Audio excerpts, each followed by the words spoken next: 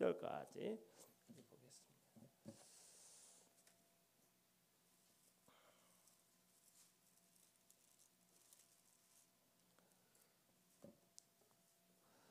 마태복음 15장 21절부터 28절의 말씀입니다.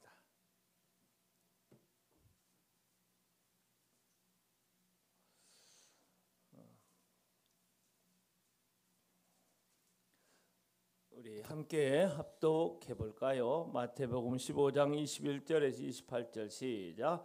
예수께서 거기서 나가사 두로와 시돈 지방으로 들어가시니 가나안 여자 하나가 그 지경에서 나와 소리질러 이르되 주 다윗의 자손이여 나를 불쌍히 여기소서 내 딸이 흉악하게 귀신 들렸나이다 하되 예수께서 한 말씀도 대답하지 아니하시니 제 아들이 와서 청하여 말하되 그 여자가 우리 뒤에서 소리를 지르오니 그를 보내소서. 예수께서 대답하여 이르시되 나는 이스라엘 집에 잃어버린 양 외에는 다른 데로 보내심을 받지 아니하였노라 하시니 여자가 와서 예수께 절하며 이르되 주여 저를 도우소서. 대답하여 이르시되 자네의 떡을 취하여 개들에게 던짐이 마땅하지 아니하니라. 여자가 이르되 주여 올소이다마는 개들도 제 주인의 상에서 떨어지는 부스러기를 먹나이다 하니 이에 예수께서 대답하여 이르시되 여자여 내 믿음이 크도다 내 소원대로 되리라 하시니 그때로부터 그의 딸이 나으니라. 아멘. 아멘. 사랑하는 동역자 여러분 그리고 우리 예배자 여러분 한 주간 평안하셨습니까? 우리 주 예수 그리스도의 은혜와 평강이 모든 예배자들 가운데 갑절 임하시기를 축원합니다. 사실 오늘은 교회력에 따르면 성탄 주일이지요. 그래서 오늘 성탄의 큰 기쁨으로 우리 한번 인사하기 원합니다. 메리 크리스마스. 다시 한번 메리 크리스마스. 누군가 언뜻 이야기하는 것이 뭐냐면 요즘 나라의 엄중한 이런 사태, 이 폭풍을 우리가 헤쳐나가면서 마음들이 다 가라앉아 있어서 성탄의 분위기가 나지 않는다 그런 이야기를 좀 하는데 그럼에도 불구하고 할렐루야 우리는 예수의 빛으로 드러나고 아멘 어둠에 짙을수록 빛이 소중하잖아요. 할렐루야. 그래서 이런 사회적인 또 역사적인 풍랑에 파도에 휩쓸리지 말고 우리 위치에서 예수 그리스도의 십자가의 복음의 빛을 드러낼 수 있기를 축원합니다. 우리 다시 한번 인사해 볼까요? 메리 크리스마스. 성탄을 축하합니다. 할렐루야. 최정우 성도가 지금 날아다니는 것 같아요. 할렐루야. 최정우 성도님 내일 저녁에도 꼭 와야 합니다. 그래요. 우리가 성탄을 생각하면서 두 가지를 잊지 말아야 되는데 한 가지는 예수 그리스도께서 우리를 죄와 사망 가운데 구원하기 위하여 이 땅에 가장 낮은 자리로 오셨다라고 하는 것이죠. 이것을 가리켜서 first coming 초림이라 이야기를 합니다. 그렇죠? 그런데 우리가 우리 성탄의 계절에 늘 잊지 말아야 될 것은 다시 오시는 예수 그리스도를 대망하는 바라보며 기다리는 이런 마음을 놓치지 말아야 할 것입니다. 그러므로 사랑하는 여러분 성탄의 이 계절을 지나면서 주 예수여 어서 오시옵소서라고 하는 마라나타의 신앙이 우리 안에서 회복이 되어야 할 줄로 믿습니다. 정말 왜 그리스도인들이 바르게 올곧게 거룩한 영향력을 발휘해야 하며 능력 있게 살지 못하느냐. 이 마라나타의 신앙이 너무나 약화되어 있기 때문에 그래요. 주 예수 그리스도께서는 다시 오실 때 제 이름 심판주로서 만왕의 왕으로 이 땅에 강림하실 것입니다. 그때를 두려운 마음으로 기다리며 바라보면서 사모하면서 주 예수여 어서 오시옵소서. 이 성탄의 계절에 어찌 보면 우리의 간절한 기도는 바로 이것이 되어야 하지 않을까 싶습니다. 자, 오늘은 그 강해의 말씀에 연속된 말씀 가운데 오늘 본문의 말씀을 강해하려고 하는데요. 따라서 해볼까요? 여자여 내 믿음이 크도다. 다시 한번, 여자여 내 믿음이 크도다. 이 말씀을 가지고 이야기하는데요. 오늘 제가 이제 아주 말씀을 이어가면서 놓치지 않는 건 뭐냐면 단락을 구분하면서 성도들에게 말씀을 시작하는 거예요. 그래야 이 말씀이 분명하게 우리가 들을 수 있기 때문에 오늘도 참 단락 구분하기가 저첩이 읽을 때는 좀 어려웠는데 세 개의 대화로 구성되어 있어요. 따라서 해보 세 개의 대화. 그래서 예수님과 이 가나안 여인과의 세 개의 대화로 나눠져 있는데 첫째 단락은 21절에서 24절의 말씀이에요. 본문의 배경을 다루면서 예수님과 가나안 여인과의 첫 번째 그 강구와 첫 번째 대답이 되어 있고, 두 번째 25절 26절에 보면 가나안 여인의 간절한 요청, 두 번째 요청과 거기에 대한 예수님의 대답이 나와 있어요. 개들에게 떡을 주시는 것이 옳지 않다라고 한 충격적인 말씀이 두 번째 대화에 나와 있어요. 그런데 놀랍게 세 번째 대화에서, 세 번째 단락에서 27절 28절에서 이 여인이 뭐라고 하냐면 개들도 주인의 상에서 떨어지는 부스러기를 먹습니다. 부스러기 은혜라도 달라고 하는 이 간절한 요청에 대하여 예수님께서 여자여 내 믿음이 크도다, 내 소원대로 되리라. 할렐루야. 오늘 이 말씀을 여러분 하나님께서 오늘 우리에게 주시는 이 약속의 말씀으로 붙잡고 갈 수 있기를 바랍니다. 이 말씀이 하나님의 능력으로 우리 모두에게 경험될 수 있기를 주의 이름으로 축원합니다. 우리 첫 번째 단락 21절부터 이제 보겠는데요. 여기에서는 첫 번째 요청과 대답뿐만 아니라 배경에 대해서 다루고 있는데요. 21절 22절을 함께 한번 보세요. 시작. 예수께서 거기서 나가사 두로와 시돈 지방으로 들어가시니 가나안 여자가 그 지경에서 나와서 소리질러 이르되 주 다윗의 자손이여 나를 불쌍히 여기소서, 내 딸이 흉악하게 귀신 들렸나이다 하되. 본문의 배경에 대하여 이야기를 시작을 하고 있는데요. 여러분 여기에서 우리가 주목해서 보아야 될 배경 가운데 세 가지 것을 특별히 우리가 살펴봐야 돼요. 예수님께서 지금 유대 땅에 있었어요. 이스라엘 지역 내에 있었는데 예수님께서 두로와 시돈 지역으로 우리가 장소를 옮기셨다는 거예요.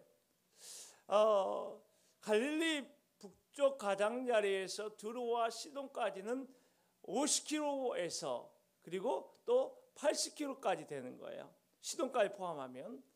그때 예수님께서 마차 타고 갔을까요? 말을 타고 갔을까요? 여러분 걸어서 간 거예요.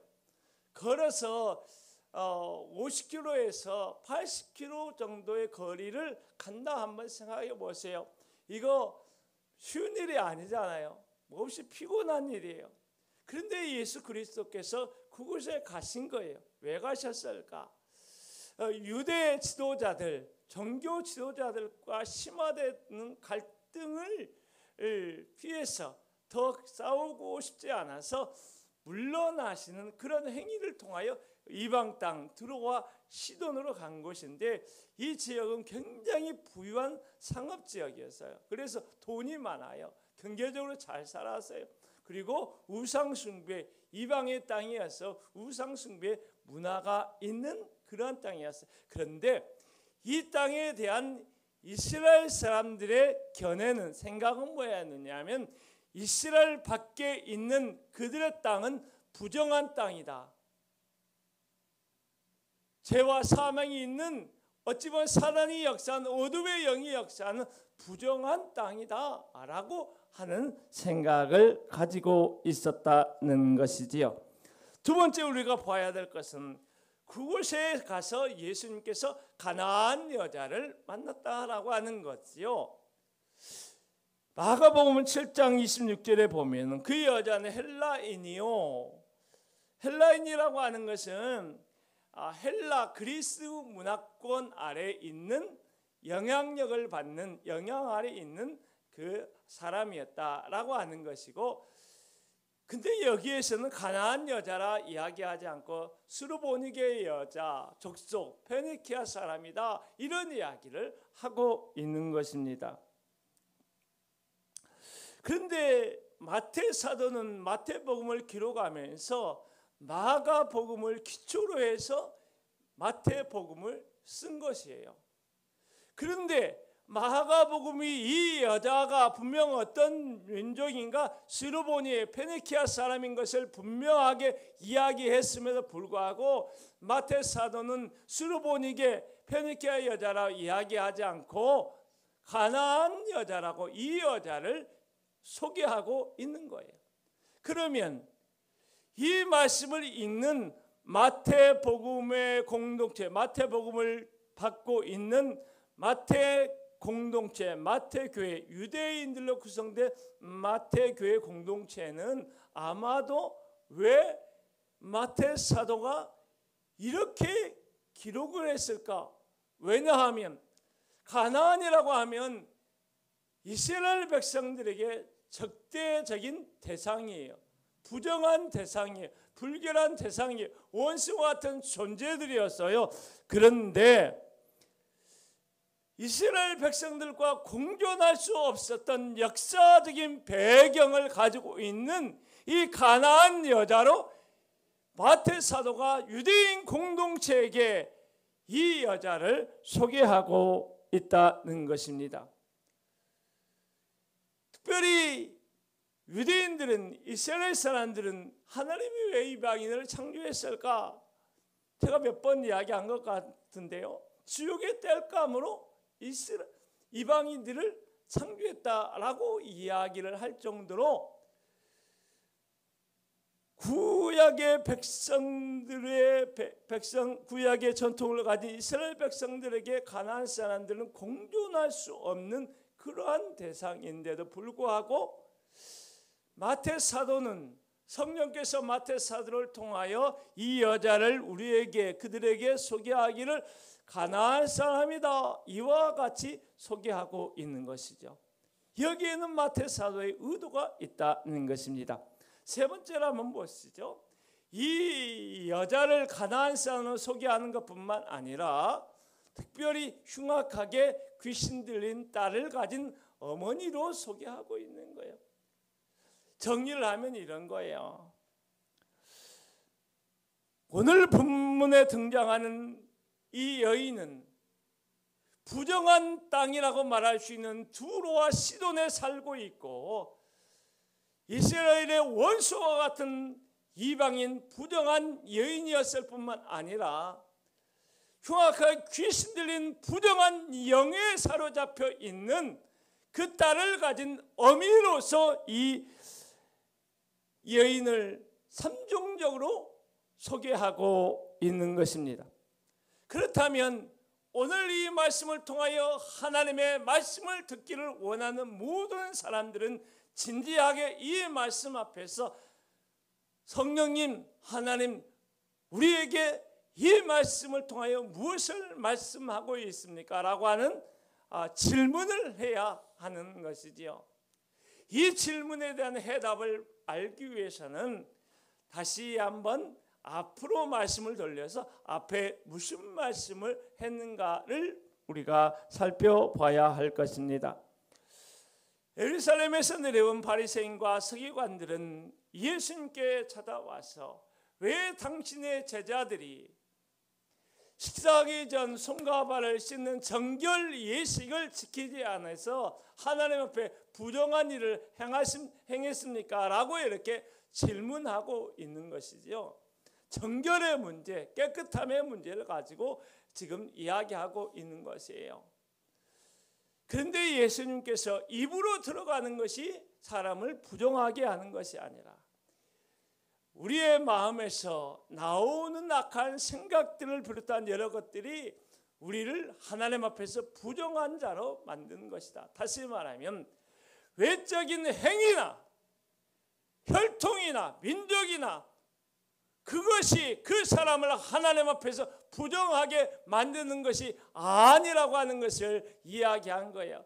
그 예수님의 말씀을 그대로 오늘 다시 이 가나안 여인, 드로아 시돈 땅이라는 이방 땅에서 가나안 여인, 흉악한 부정한 영에 붙들린 이 여자를에게 비추어서 이야기하면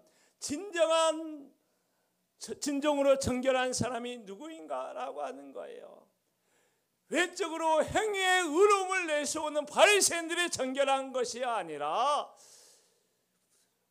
부정한 땅, 부정한 영에 사로잡힌 그 가정이라 할지라도 그 사람이라 할지라도 예수 그리스도께 온전한 믿음을 가지고 나오는 그 사람이야말로 진정한 정결한 사람이다, 깨끗한 사람이다, 하나님이 인정한 사람이다, 이것을 이야기하고 있는 것입니다. 할렐루야. 여러분, 제가 강조하는 것 가운데 한 가지는 우리가 아무리 선한 일을 할지라도 아무리 옳은 일을 할지라도 그 안에는 죄가 있다는 사실을 놓치지 말아야 할 거예요. 우리가 하나님 앞에서 아무리 의로운 사람이라고 내세울 수 있는 당당함이 있다 할지라도 우리의 인격 안에는 우리도 알 수 없는, 우리도 예상하지 못했던 죄가 있다는 것을 놓치지 말아야 할 것입니다. 그러므로 예수 그리스도의 보혈로 덧입지 않고는 이 땅에서 정결함을 입은 사람, 깨끗함을 입은 사람은 없는 것입니다. 이 아래 모든 사람은 죄인인 것입니다. 할렐루야. 오직 예수 그리스도의 십자가 외에 죄를 씻을 길은 없는 것입니다. 그러므로 우리는 어떻게 해야 될까요? 어떤 사람에 대해 함부로 정죄하듯 너는 부정한 사람이야, 낙인 찍는 것을 하지 말아야 합니다. 어떤 사람이 말을 잘못했어요. 그런데 놀랍게도 그 사람에 대해서 낙인을 찍듯 그렇게 중글씨를 붙이는 그런 일들이 오늘날 얼마나 많은지 몰라요. 여러분, 특별히 온라인상에서 한번 보세요. 정치권에서 한번 보세요. 우리의 말과 말의 대화 속에서 보세요. 저 사람이 이런 말을 했대, 저 사람이 이렇게, 저 사람 이런 사람이야 라고 낙인 찍듯 부정한 사람, 불결한 사람, 마치 그 소멸되어 사라져야 될, 먼지처럼 사라져야 될, 쓰레기처럼 버려져야 될 사람인 것처럼 그 사람의 전체 인격을 모독하고 말살하려고 하는 그런 그 분노하는 마음들이 우리 안에서 일어날 때가 얼마나 많은가. 저는 이 시대를 보면서 그런 부분에 대해서 경계하는 마음이 많아요. 그런 마음을 부추기는 것만 같아요. 그런 마음을 막 일으켜가지고 막 어떻게 했으니 막. 그래서 우리가 분별의 영을 가져야 합니다. 할렐루야. 주여, 이 시대를 분별하는 그리스도의 영향 있는 리더로 오늘 우리가 살아가게 하옵소서. 여러분, 우리 그리스도인들이, 목회자들이, 교회들이 그냥 분별하지 않고 막 그 시대의 그 경랑에 휩싸여서 막 이리 치고 저리 치고 막 하는 것을 보면 얼마나 답답한지 모르겠어요. 여러분, 그럼 답답한 느끼죠. 예수 믿는 사람인데 옳고 그름을 분명히 분별할 수 있는, 차분하게 냉정하게 생각할 수 있는 여유를 가진 그리스도인들이 왜 그럴까? 이것은 사단의 악한 역사에 휘말리지 않으면 있을 수 없는 그런 일이다라고 하는 생각 속에서 여러분, 기도하는 백성들이 일어나야 됩니다. 할렐루야. 하나님의 교회들이 정신을 차려야 됩니다. 마지막 때일수록 깨어 근신하는 자세로 주의 백성들이 일어나야 할 줄로 믿습니다.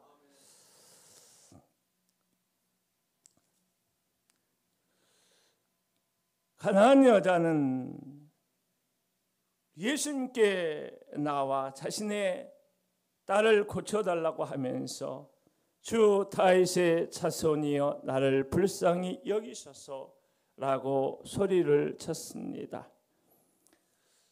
귀신 들린 딸의 고통을 온몸으로 느끼는 어미의 절박한 외침을 지금 예수님께 하고 있는 것입니다. 그래서 이 여자는 미친 듯이 예수님께 소리 지른 거예요. 절박한 상황, 해답이 없는 인생 속에서 유일한 해답이 되신 주님을 향하여 주여 나를 불쌍히 여기소서라고 기도하고 간구하고 요청하고 있는 것입니다. 주여 나를 불쌍히 여기소서라고 하는 이 기도의 문구를 여러분 한번 주목하십시오. 시편 기자들은 삶의 절박한 상황 속에서 주여 나를 불쌍히 여기소서 여러 차례 이렇게 기도했습니다. 그래서 기도를 연구하는 많은 사람들은 주여 나를 불쌍히 여기소서라고 하는 이 기도는 가장 경건한 솔직한 기도다. 여러분 따라서 해볼까요? 주여 나를 불쌍히 여기소서. 주여 나를 불쌍히 여기소서. 우리 손을 앞으로 내밀고 이렇게 해볼까? 주여 나를 불쌍히 여기소서. 주여 나를 불쌍히 여기소서. 할렐루야. 3주 됐나요? 뇌출혈로 81세 되신 아버지가 쓰러졌어요. 오른쪽이 마비가 됐어요. 그래서 중환자실로 갔는데 그 아버지의 예기치 않은 사건을 보면서 목사님 기도해 주세요 라고 그 기도가 올라왔어요. 일본으로 유학 간 28살의 딸이 이 청청한 젊은 나이에 위암 위기 판정을 받았어요. 그래서 이제 성탄절 다음 날 26일 날 입원해서 수술을 한다고 이렇게 기도해 달라고 이야기를 했어요. 이분들이 하나님 앞에서 무엇을 내세울 수 있겠어요? 하나님 나 돈 많아요. 내가 이렇게 선한 일을 했어요. 그거 이거 내세우면서 하나님 앞에 따지듯 마치 경제적 교환 관계처럼 내가 이만큼 했으니까 당연히 이렇게 해줘야 됩니다라고 당연히 이렇게 하나님은 고쳐줘 이렇게 말할 수 있는 그게 아니잖아요. 주여 나를 불쌍히 여기소서. 할렐루야.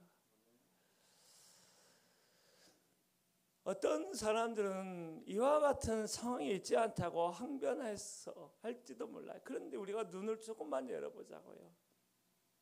나의 삶의 상황이 비록 이와 같이 절박한 상황이 있다 할지 아니할지라도 조금만 눈을 열어서 이 나라의 상황을 보면 정말로 정말 극박한 위기의 정점에 우리 대한민국이 지금 있는 거예요. 우리 대한민국 안에 살고 있기 때문에 위기감을 느끼지 못하는데 대한민국 밖에서 이 나라를 보게 되면 많은 사람들이 그래요. 이 외국에서 우리 한국으로 들어와도 되느냐 그렇게 물어보는 사람이 많을 정도로 위기감을 그들은 느끼고 있다는 것이죠. 지구촌에 보세요. 전쟁으로 인해서 얼마나 많은 사람이 죽습니까? 시리아 보니까 독재자에 의해서 10만 명에 해당하는 사람이 죽어가지고 안매장했다고 뉴스에 뜨더라고요. 여러분 한두 사람도 아니고 10만 명의 시리아 사람들이 독재자에 의해서 안매장당하는 그런 일이 있었어요. 또 우리 그리스도인들이 얼마나 박해를 받고 고통을 당한 현실이 있습니까? 그렇기 때문에 우리는 절박한 마음으로 우리 자신을 위하여 우리 자녀를 놓고 이 나라를 놓고 세계 열방을 놓고 주여 우리를 불쌍히 여기소서. 할렐루야. 우리가 기도하여 일어나야 할 때인 줄로 믿습니다. 할렐루야. 근데 여러분 이 가나안 여인이 예수님께 다윗의 자손이요 라고 이렇게 이야기를 했는데요. 잠깐 이 요청에 대해서 한번 좀 살펴볼 필요가 있어요. 마태복음에는 이 말이 이 요청이 9번이나 나오고 마가복음에 3번, 누가복음에 3번이 나와요. 다윗의 자손이라고 하는 것은 다윗의 자손이란 뜻이 있지만 약속된 메시아, 언약의 메시아를 이야기하고 있는 거죠. 그리고 다윗의 자손이라고 하는 것은 여러 자손들을 말하는 것이 아니라 유일한 자손인 예수 그리스도 메시아를 이야기하고 있는 거예요. 그런데 보십시오. 바리새인과 서기관들은 다윗의 자손이라고 예수님을 부르지 않았습니다.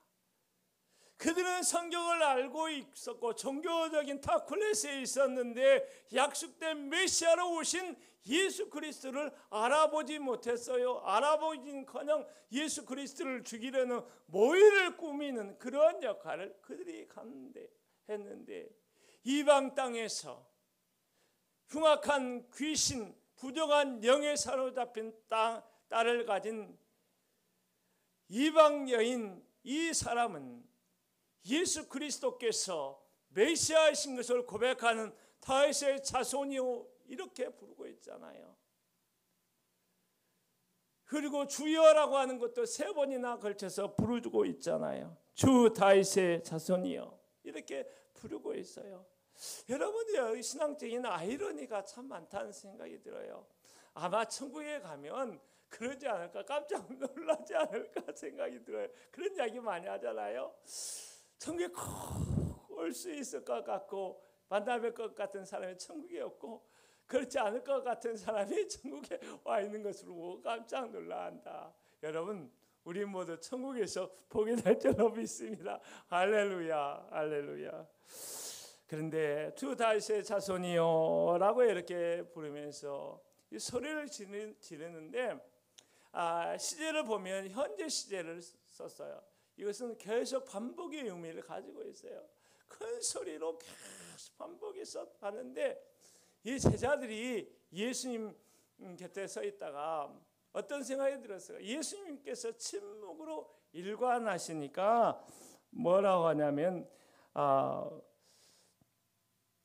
제자들이 예수는 한 말씀도 대답하지 아니하시니 제자들이 와서 청하여 말하되 그 여자가 우리 23절 24절 한번 읽어볼까요? 시작.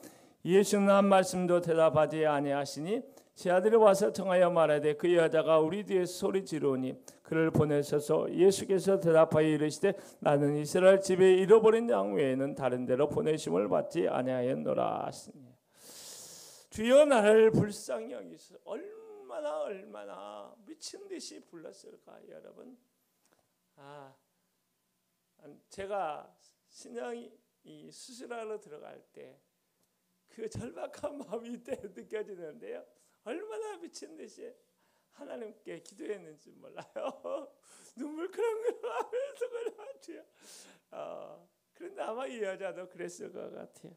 근데 아마 이 소리가 귀찮았던지, 왜냐하면 예수님께서 침묵으로 일관하시자 예수님이 이 여자를 그냥 귀찮아하고 있구나 혹은 치료해 주지 않을 모양이다 라고 해서 제자들이 뭐라고 하냐면 우리 뒤에서 소리 지르오니 그를 보내셔서 그런 이야기를 하고 있는 거예요. 하나님, 예수님 치료 못하겠다 말씀하시든지 빨리 보내시든지 좀 하면 빨리 고쳐서 그냥 우리 귀찮게 하지 말고 우리 힘들게 하지 말고 빨리 보내셔서 이 제자들의 마음에는 이 여자에 대한 긍휼한 마음이 없는 것이죠.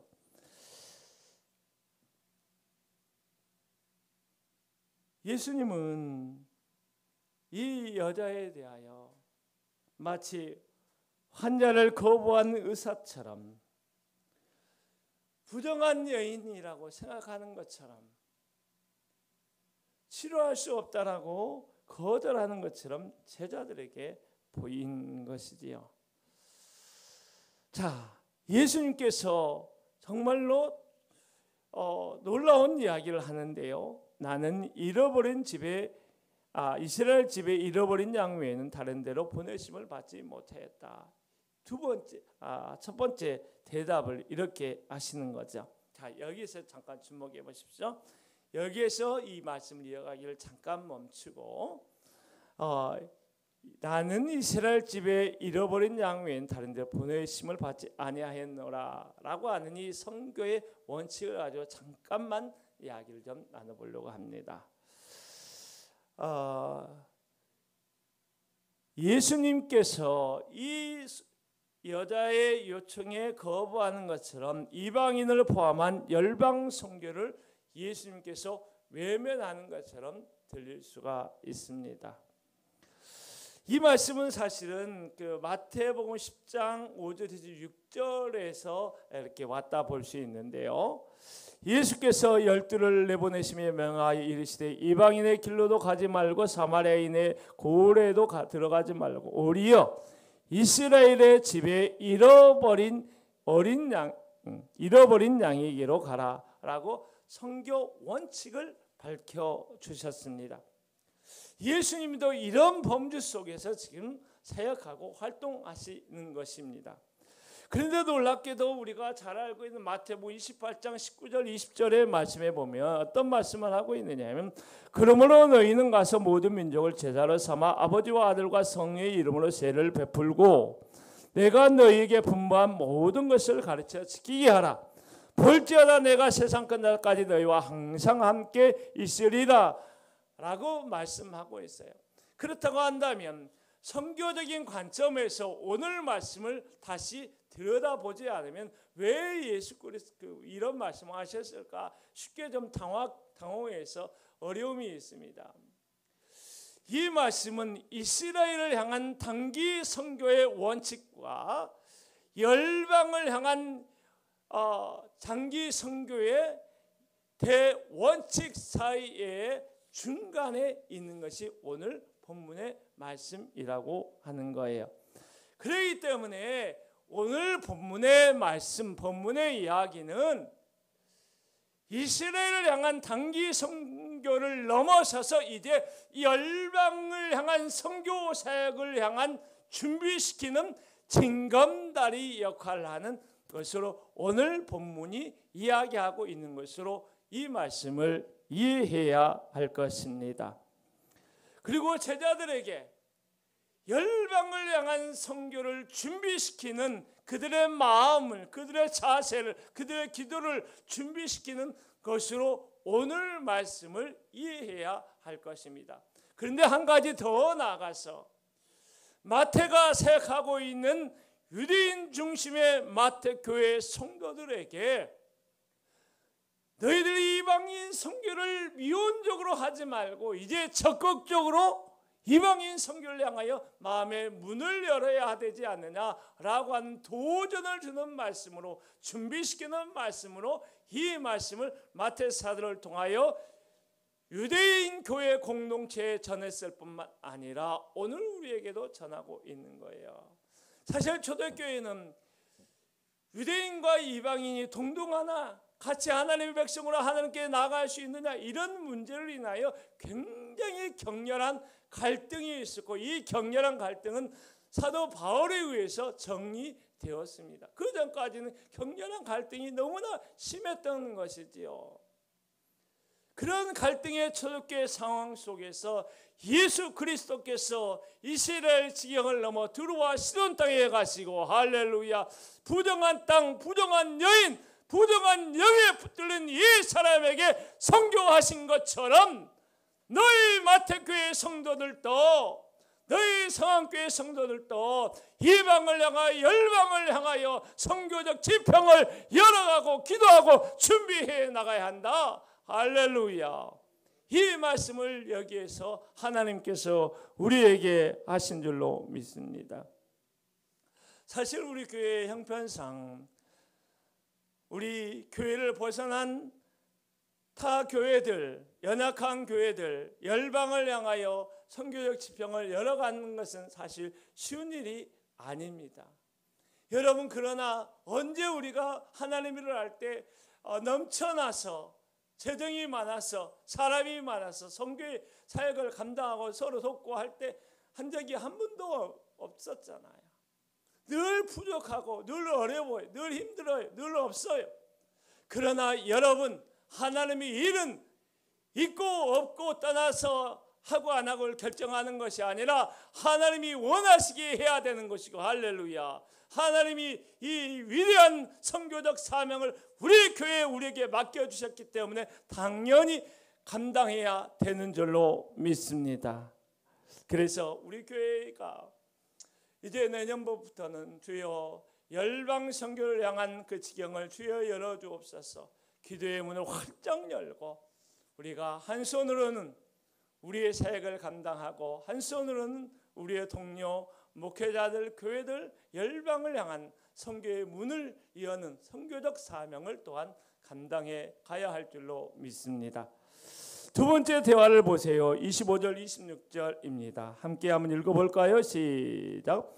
여자가 와서 그들에게 절하며 이 여자가 와서 예수께 절하며 이르되 주여 저를 도우소서. 대답하여 이르시되 자네의 떡을 취하여 그들에게 던짐이 마땅하지 아니하니라. 한 여인은 예수님의 노에도 불구하고 포기하지 않고 끈질기게 예수님께 절하면서 주여 저를 도우소서라고 이야기했어요. 여기서 다시 한번 이 여인이 예수님을 주님이라 이렇게 부르는 것을 알 수가 있지요. 그런데 여러분, 저는 이 말씀이 굉장히 충격적으로 다가와서 잘 이해가 되지 않았던 때가 많았습니다. 어떻게 예수님께서 자녀의 떡을 취하여 개들에게 던짐이 마땅하지 아니하니라. 대단히 모욕적이고 충격적이고 그런 말 하신 거예요. 이 여자를 그냥 그대로 보면 개 취급을 한 것입니다. 첫 번째 요청에 대해서 나는 이스라엘 집에 잃어버린 양 외에는 다른 데로 보내심 받지 않았다. 그것은 얘가 이해할 수 있을 것 같아요. 그런데 어떻게 예수님께서 이런 말씀을 하셨을까? 천하보다 한 생명을 귀하게 여기시고 십자가에서 자기의 생명을 내던지신 예수 그리스도께서 어떻게 이와 같은 모욕적인 말로 이 여인에게 상처를 줄 수 있을까? 라고 하는 마음, 생각을 하게 되었어요. 여러분, 교회에 왔는데, 예배드리러 왔는데 어떤 사람이 나에게 말하면 교회 나오고 싶겠어요? 상처되는 말 하게 되면, 이런 말을 하면 교회 나오고 싶겠어요? 나는 안 나올 거야. 교회가 여기밖에 없나? 내가 치료받을 곳이 여기밖에 없나? 아마 그러지 않았을까 싶어요. 그래서 어떤 학자들은 이 본문을 가지고 굉장히 논쟁했는데 이 개가 무엇이냐, 개에 대해서 논쟁을 했어요. 그래서 문법적인 기능을 살피면서 요드라고 하는 그 말을 살펴보면서 작다라고 하는 의미를 가지고 있기 때문에 이것은 집에서 기르는 귀여운 강아지를 이야기하지 않았을까라고 이 말씀을 순화시키는 그런 작업들도 많이 했었는데요. 여러분, 분명한 것은 뭐냐면 예수 그리스도께서 이 어미의 철벽하고 절절한 간구에 대해서 냉혹할 정도로, 가혹할 정도로 거절하셨다는 거예요. 그렇다면 왜 그랬을까? 이런 질문을 다시금 우리가 던져야 하는데 그것이 세 번째 대화에서 이제 발견이 되어서요. 27절 28절을 한번 보십시오. 시작. 여자가 이르되 주여 올소이다마는 개들도 제 주인의 상에서 떨어지는 부스러기를 먹나이다 하니 이에 예수께서 대답하여 이르시되 여자여 내 믿음이 크도다 내 소원대로 되리라 하시니 그때로부터 그의 딸이 나으니라. 할렐루야. 이 여인이 불평했습니까? 원망했습니까? 포기했습니까? 하지 않았지요. 조금도 포기하지 않고 조금도 불평하지 않았습니다. 주여 옳습니다. 따라하세요. 주여 옳습니다. 주여 옳습니다. 주여 옳습니다. 그런데요, 개들도 제 주인의 상에서 떨어지는 부스러기를 먹나이다. 이렇게 하고 대화를 치는데요. 어떤 그 학자들의 책을 보니까 말씀 준비하면 책을 읽다 보니까 어떤 이야기를 하고 있느냐면 예수님과의 대화 혹은 논쟁 가운데 승리한 유일한 케이스가 이 여인의 케이스였다. 할렐루야. 여러분 맞는 것 같아요. 서기관과 바리새인들이 아무리 예수님 앞에 논쟁하듯 달려들어도 예수님께서 진 적이 없어요. 그런데 예수 그리스도께서는 흉악한 귀신 들린 이 고통받는 딸의 어미의 부르짖음 앞에 지는 케이스가 졌다라고 하는 이렇게 좀 그렇지만 아무튼 이런 케이스가 좀 있는 것이죠. 그런데 여러분, 부스러기 은혜라도 나에게 좀 달라고 간구하는 이 여인의 간구에 예수님께서 어떻게 대답하시죠? 여자여, 내 믿음이 크도다. 여기서 중요한 말이 믿음이라고 하는 포커스, 믿음을 봐야 합니다. 할렐루야. 믿음을 봐야 합니다. 여자여, 내 믿음이 크도다. 할렐루야. 이 여자는 부스러기 은혜라도 주옵소서라고 예수님께 집중했습니다. 어떤 모욕에도 흔들리지 않고 예수님께 나아갔습니다. 그 상황, 냉정한 냉혹한 가혹한 거절에도 상처를 극복하고 주여 나를 불쌍히 여기소서, 주여 나를 도우소서 이와 같이 하신 것이죠. 그와 같은 이 여인의 믿음, 그 여인의 태도, 주님에 대한 관계성을 설정하는 믿음에 대해서 큰 믿음이다 이야기를 한 것입니다. 다시 말하면 예수님께서 지금까지 거절하고 냉혹하게 거절하신 이유는 바로 이 여인의 믿음을 이와 같이 큰 믿음으로 일으켜 세우고자 하는 선생으로서의 역할을 최선을 다하여 지혜롭게 감당하신 것이다. 할렐루야. 이렇게 볼 수 있을 거예요. 여러분도 한번 보세요. 풍랑이 있는 바다 위를 걸어오시는 예수 그리스도를 만나는 제자들을 보십시오. 그들은 두려워했어요. 그들은 무서워했어요. 그들은 살려달라고 아우성치면서 죽음을 생각하게 되었습니다. 그들의 믿음에 대해서 예수 그리스도께서 어떤 믿음이라고 했죠? 작은 믿음. 그들의 믿음에 대하여 작은 믿음에 대해서 이라고 이야기했어요. 그런데 놀랍게 얼마 지나지 않아 이 가나안 이방 땅의 여인의 믿음에 대해서 그의 믿음은 큰 믿음이다 이렇게 이야기하고 있어요. 다시 말하면 마태 사도는 지금 제자들이 가지고 있는 작은 믿음과 이방 여인이 가지고 있는 큰 믿음을 대두해서 예수 그리스도를 따라가는 제자들은 어떠한 믿음을 가지고 주님을 따라가야 되는가, 제자도에 대하여 이 여인을 통하여 가르치고 있는 것입니다. 할렐루야. 사랑하는 여러분, 우리는 베드로를 비롯한 제자들의 작은 믿음이 아니라 이 여인처럼 포기하지 않고 요동하지 않고 상처에도 굴하지 않고 주님 바라보면서 주 앞에 기도로 나아가고 믿음으로 나가는 이 제자들의 모델이 되는 이 여인의 믿음을 따라 우리의 삶을 살아내야 할 줄로 믿습니다. 우리가 이 땅에 살아가면서 상처받는 일이 얼마나 많아요. 자존감 상하는 일이 얼마나 많아요. 목회하다 보니까 자존감 상할 때가 너무나 많아요. 주님을 따라가다 보니까 모욕을 당하는 일도 많아요. 그런데 그 모욕, 그 상처, 그 자존감이 상처를 받았다고 우리가 주님을 따르는 것을 포기하고 두려워하고 걱정하고 염려에 빠질까요? 빠져야 되나? 그거 아니잖아요.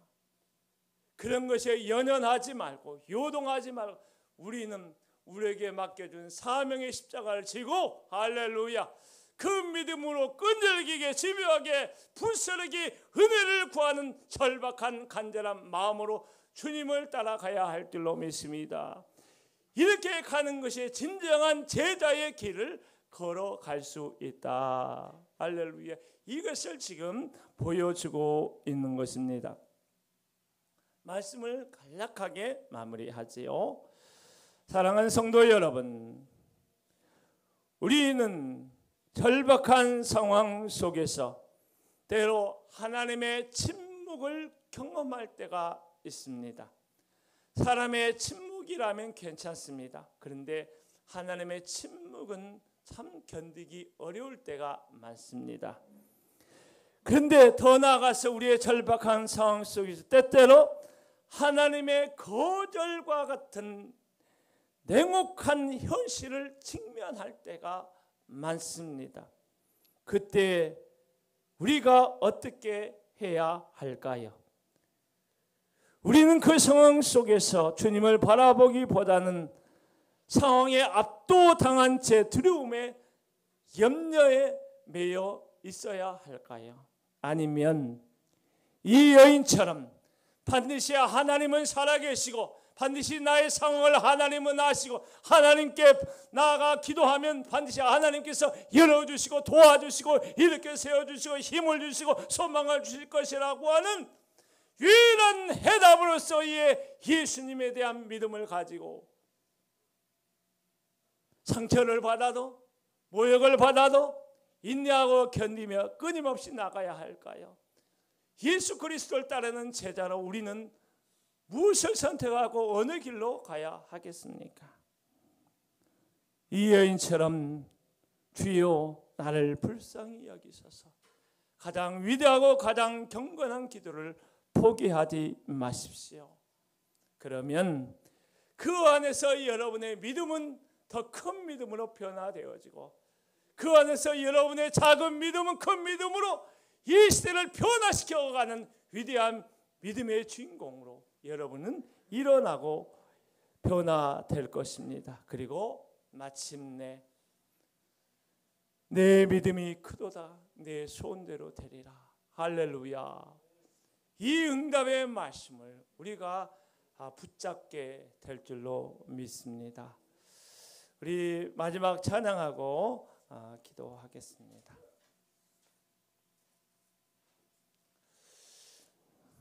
우리 아름다운 우리 교회,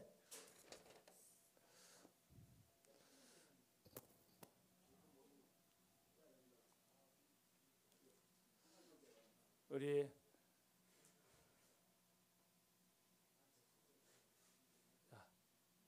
사모님 빨리 오셔요.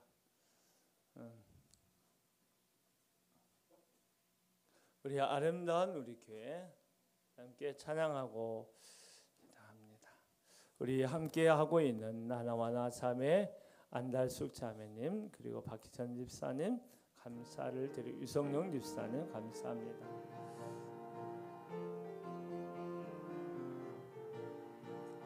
어둡고 냉랭한 이 땅 위에 밝은 등불을 비추며 참된 진리를 가르치는 아름다운 우리 교회요.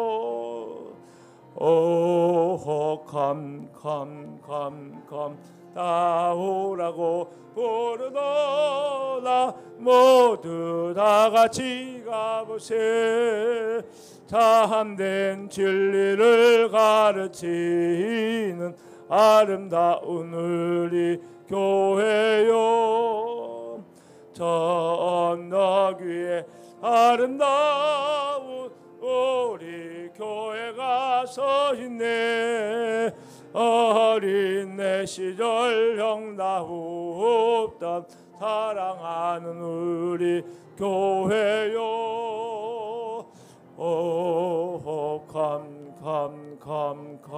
다오라고 부르노라. 모두 다 같이 가보세.